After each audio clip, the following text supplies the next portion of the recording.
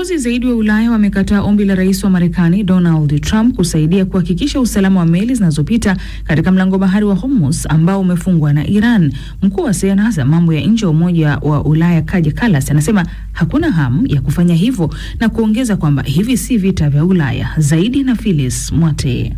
Rais wa Finland Alexander Stubb ameiambia BBC kwamba mataifa mengi bado yanasita kufanya uamuzi dhidi ya ombi la kiongozi wa Marekani. Amesema kwamba Donald Trump alikuwa ameanzisha shambulio la kushtukiza dhidi ya Iran na anakubaliana na chancellor wa Ujerumani Friedrich Merz kwamba suala hilo si la NATO. Mapema katika ikulu ya White House, Rais Trump alikosoa tena baadhi ya nchi kwa kutotaka kushiriki katika operesheni hiyo. 40 years we're protecting you and you don't want to get involved in something that is very minor. Waziri Mkuu wa Uingereza Sir Keir Starmer amesema kwamba Uingereza inashirikiana na washirika wake katika mpango wa pamoja na wenye tija wa kufungua tena mlango wa bahari wa Hormuz. Sir Keir aliambia mkutano wa waandishi wa habari kwamba Uingereza tayari ina meli za kutafuta mabomu baharini katika eneo hilo, lakini bado hakuna uamuzi kuhusu hatua gani zitakazochukuliwa.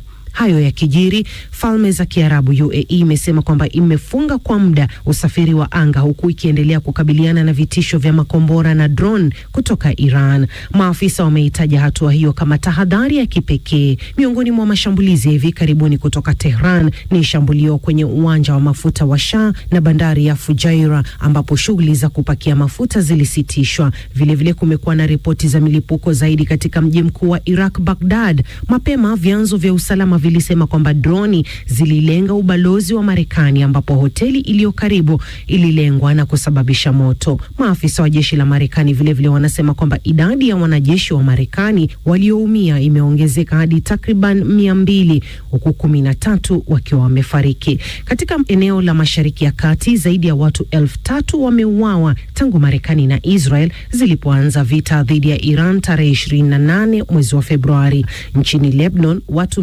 886 wameuawa wakiwemo wanawake 67 na watoto 111.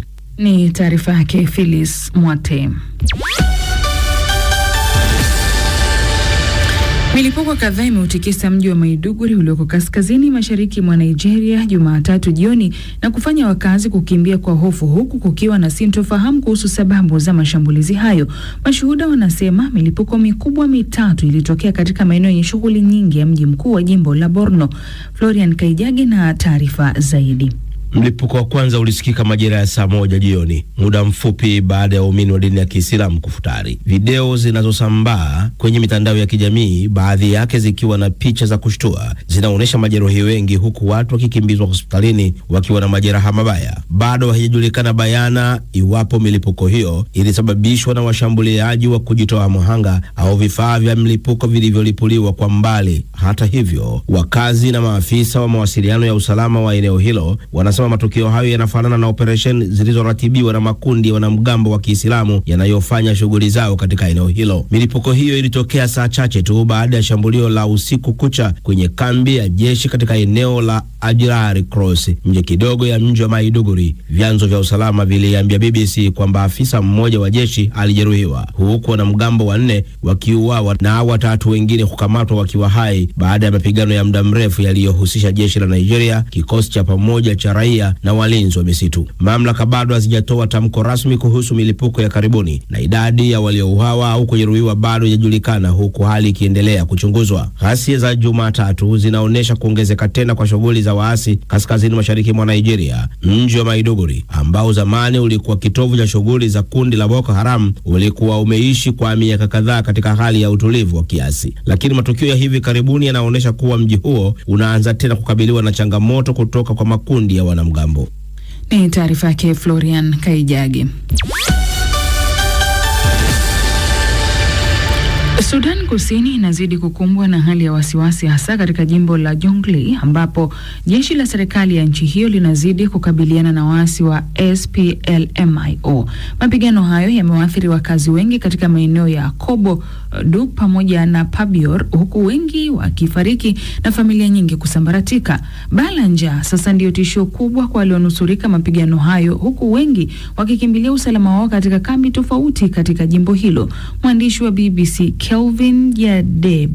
Jabedo ametembelea jimbo la Jonglei na ameweza kututumia taarifa ifuatayo.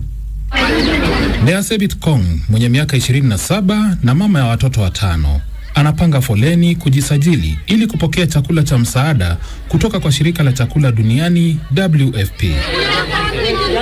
Alitoroka makazi yake kijijini Akobo na kukimbilia kambi hii ya wakimbizi wa ndani iliyoko hapa Dukpadiet, umbali wa zaidi ya kilomita 140. Mumewe aliuawa kwenye mashambulizi hayo na anasema risasi zilizomwangamiza zilifyatuliwa kutoka kwa ndege ya kivita aina ya helikopta.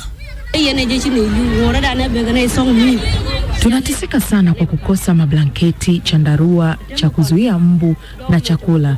Dada zangu na mjomba waliuawa baada ya kushambuliwa na helikopta wakiwa ndani ya nyumba yetu. Tunashukuru kwa msaada huu kwa sababu tulikuwa tunaumia. Nyawan Koang aliye na umri wa miaka 30 alipoteza wazazi wake kwenye vita hivyo na mumewe kutoweka. Hana uwezo wa kujikimu. Mapigano yalipozuka tulitawanyika. Risasi zilitoka kwa ndege angani na kuua wazazi wangu. Njiani tuliona miili ya watu iliyotapakaa, ila hatukujua ni nani aliyewaua. Ni hali tata ya kiusalama ambayo imelazimu mashirika ya kitaifa ya kutoa misaada kutumia njia tofauti ili kuwafikishia wakazi hawa misaada adimu kwenye maisha yao. Mashirika kama WFP yanatumia ndege, barabara na pia matumbwi kwenye mto kuwafikishia misaada hii ili kukimu maisha yao. Sudan Kusini ilipata uhuru wa kujitawala yapata miaka 15 iliyopita baada ya vita vya ndani kwa ndani vilivyoendelea kwa miongo kadhaa. Hata hivyo, raha ya kujitawala haikudumu kwa muda, kwani mzozo mpya ulizuka baina ya viongozi wake. Rais Salva Kiir alitofautiana na naibu wake Riek Machar na kupelekea Machar kufunguliwa kesi ya uhaini ambayo bado inaendelea. Waasi wa SPLM-IO wanamuunga mkono Machar, huku vikosi vya kitaifa vya SPLM vikisimama na Rais Salva Kiir. Kwa sasa, mzozo huu unaendelea huku watu 7 kati ya 10 nchini Sudan Kusini wakitegemea misaada. Na taarifa yake Kelvin Jabedo. Na sasa moja kwa moja tunakwenda viwanjani na Florian Kaijage, twenzetu. Asante sana Skola Kisanga. Ligi ya mabingwa Ulaya inarejea siku ya leo usiku, na itapigwa michezo 4 kati ya 8 ya marejeano hatua ya 16 bora. Vichapo kadhaa vikubwa katika michezo ya mkondo wa kwanza vinafanya mashabiki kungoja kwa hamu kuona iwapo kutakuwa na kile kinachoitwa kupindua meza. Manchester City iliyokubali kichapo cha 3-0 ugenini wanawakaribisha mabingwa wa kihistoria Real Madrid, huku mfungaji wao mahiri Kylian Mbappe akirejea baada ya matibabu.